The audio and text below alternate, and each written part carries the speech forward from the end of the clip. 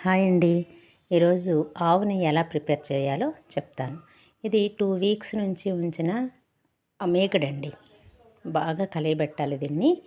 ఆహ్, దాని తర్వాత వాటర్ దాంట్లో వేసుకోవాలి. వేసిన తర్వాత పైకి తేలుతుంది. మీగడంతా అంటే వెన్నంతా కూడా పైకి తేలుతుందనమాట. ఈ పైకి తేలిన వెన్నని ఏదైనా ఒక కన్నాలున్న చట్రంతోని వేరు చేయాలి వాటర్ నుంచి. వేరు చేసి వేరేగా ఇంకొక తప్పెలలో కానీ ఏదైనా గిన్నెలో కానీ వేసి దాన్ని హీట్ చేయాలి బాగా. బాగా మరిగించాలి దాన్ని కూడాను. మరిగిస్తే చక్కటి నెయ్యి వాసన వస్తుంది. ఇది కమ్మగా ఉంటుందండి. ఇది ఆవు నెయ్యి. ఆవు నెయ్యి చాలా మంచిది. ఒంటికి శ్రేష్టం. దీంట్లో కొలెస్ట్రాల్ కూడా ఉండదు. గుడ్ కొలెస్ట్రాల్ ఇది. చాలా ఒంటికి చాలా మంచిది. ప్రతిరోజు కూడా మనం నెయ్యి ఒక స్పూన్ తీసుకుంటే మన ఆరోగ్యానికి కూడా చాలా మంచిదంట.